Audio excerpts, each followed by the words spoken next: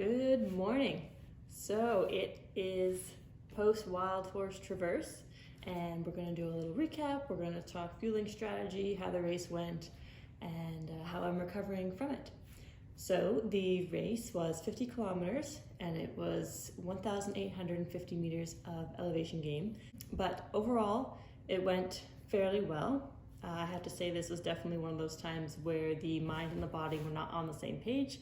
So mentally, I felt like I was ready to go and I could crush. I feel like I'm ready to crush a 200 miler, really. But physically, my body isn't quite ready for that. So unfortunately, my quad started cramping up about the 35 kilometer mark once we got out of the park and started running down the KVR. So that was a bit of a bummer, but still made it through to the finish line. So that's always a big accomplishment.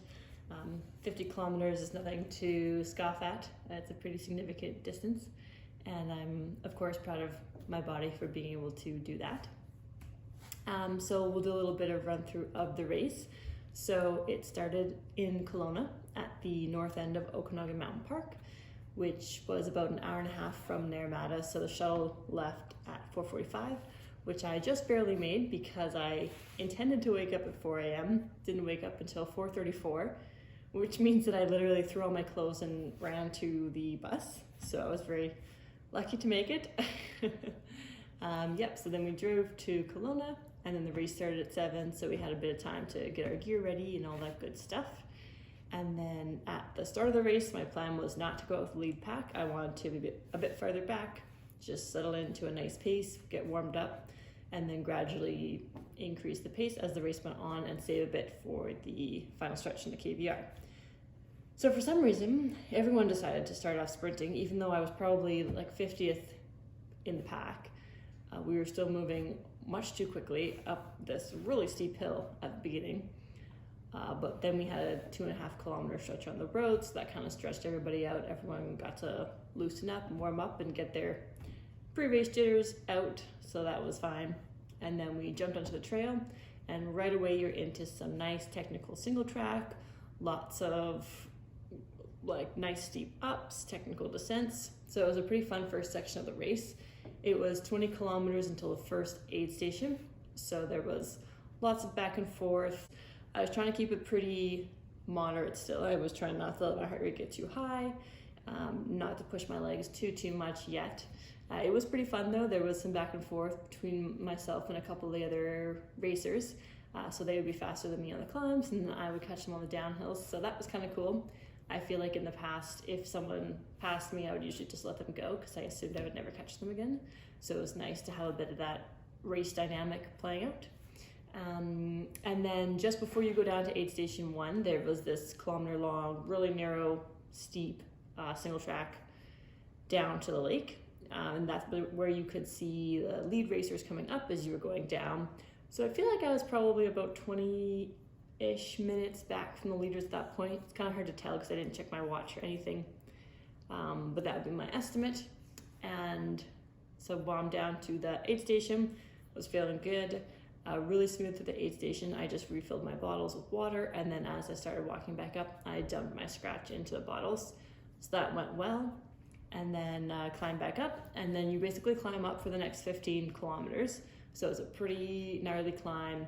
I knew what to expect as I had been on the trail before. And then I was actually able to tuck into another racer who was climbing really well. She was running a bit more than I typically would. And she was just setting a really great pace. So she was able to push me. So I just tucked in right behind her and I just tried to keep up. And that was really great to be able to follow someone like that. Because typically if it's a certain grade, and if it's a certain length, I'll just start walking.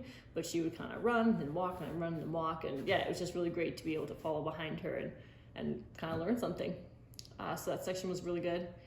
And I felt strong in the ups. My legs were definitely starting to hurt, of course. But I was still moving fairly steady and it actually felt better when I was running. So that was kind of interesting. I was trying to take smaller steps, move my feet a bit more quickly, and that seemed to be helping. Finally, the girl that I was following, she pulled off to the side to get some fuel, so I passed her and tried to continue the same technique of running more than I normally would, taking nice small steps, and felt like I cruised pretty strong to the top of the trail, which was the exit to Okanagan Mountain Park. So once we got off the trail, we started running down this 4x4 road, and my quads were hurting bad there. So we had about a kilometer and a half, I would say, on this 4x4 road. And I was running with this other guy, and he kept checking his watch, and he was reading off the splits, and he was like, oh, we're running 5:30, like, this is so awesome. And in my head, I was like, man, once we get to the aid station, you're gonna be dropping me, because I will not be maintaining this pace. So we got to the aid station, really smooth through the aid station. Again, I just filled up my water and then did my scratches and started walking. And then I dialed back the pace because that was just not sustainable. My quads were so lit up, they were cramping. Yeah, and I knew I wouldn't be able to sustain that. So it was pretty painful, as it was a very steep section on the road. So it was pretty hard to go down. So once we got down to the KVR, it was a very long stretch of flat running on a gravel road. So that was very painful, and I actually had to implement a walk-run strategy, which was very hard for me mentally. But my quads were just cramping up, and they needed a break every once in a while, so I had to stop and shake them out, and I was able to still keep walking. But yeah, as soon as I would start running again, they would kind of tighten up. Yeah, so that was painful, and person after person just kept going by me, and that was very disheartening. I felt like all the hard work I put in on the trails to, make up all this ground, and then all these people are passing me on this dead flat gravel pathway, no technical skill. Yeah, so that was hard. But fortunately, I got to see Quinn and Zoe and Mowgli, which was amazing. I got to see them twice. First just before the KVR, and then at the very end of the KVR stretch, so that was really nice. Something to look forward to. Yep, so then aid station 3 was at kilometer 46, I believe. I didn't stop at that one, I didn't need anything. It was only 4K from the finish, so I was fine to keep going from there. And then we actually went down Narramana Creek Falls Trail, which was really fun because I thought we were going to be going down Airwana Road, which is a very steep, gnarly, paved road, which was going to be extremely painful. But I actually felt really good once we got back onto the trail. Yeah, I was able to flow, I was able to keep up with people. Yeah, and it was spectacular in there. The falls are raging right now, so it was really cool to see. And that section was probably a kilometer-ish, kilometer and a half. And then as soon as we got back out onto the road, my legs were like, nope, no more. So then I had to slow the pace way down again. But it was only a kilometer and a half down to the finish, so it was not too bad. Yeah, so I finished in a time of 6 hours and 1 minute for 50 kilometers. So I'm very proud of my body for being able to accomplish that. But of course, disappointed that I couldn't run as much as I was hoping to. So in terms of fueling, I think I nailed my fueling strategy. It worked really well. I was able to take in a huge amount of carbs throughout the race, which was awesome. I was actually able to take in 326 calories per hour. So that was 1.5 scoops of scratch and then 2 sips of the precision hydration flow gel per hour. So it ended up being about 2,000 calories over the 6 hours, which was awesome. I think I didn't have any stomach issues, no bathroom breaks. Yeah, so that was pretty stellar, I thought. It went down really smooth, and I was very quick through aid stations. So I think that strategy worked really well. And the flow gel goes down really nice. I wish it came in smaller packages because it only comes in the huge packet, which is like 10 to 12 gels. So unless you're doing a really long race, I'm not really sure how you most effectively utilize all that gel because you're supposed to use it within 24 hours of opening. So if there was one improvement that Persistent Hydration could make, I would say make smaller flow gels because it is awesome.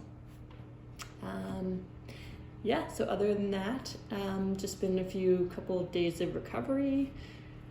I accidentally went for a fairly long mountain bike ride on Sunday as I was doing first aid for a mountain bike race, and I had to station at the top of the race course, and I could have driven, but I thought I would just ride up, because if I had to go help somebody, then I would have to ride up anyways. So yeah, accidentally went for a fairly long ride, which was not the plan. So I've been taking it easy the last couple days. I'll probably spin my legs today and do a 30 to 45 minute ride on the trainer. And then probably one more recovery day tomorrow, either a super easy run or another bike. And then Thursday I'll get back into some running. And then next week we'll be back into training. So yeah, just taking it easy. And I'm putting together my race recap video for the Wildhorse Traverse. I lost my camera, my little action camera, on the race course, but luckily someone picked it up, either one of the other racers or the sweep. So I'm super grateful for that. And I'm excited to share the footage that I caught on that. And I'll be releasing that hopefully in the next couple days. Yeah, my next race is in July, and it is the Broken Goat race. So that one's going to be amazing. It's in Roslyn, one of my favorite places in the world, and we'll be running on the Seven Summits Trail. So it's sure to be spectacular, and we'll see if we can get these legs up to snuff so that I can run the entire 50 kilometers full on. All right, thanks for watching, and if you like this video and want to see more like it, please like and subscribe down below, and stay tuned for the next video. Catch you guys later.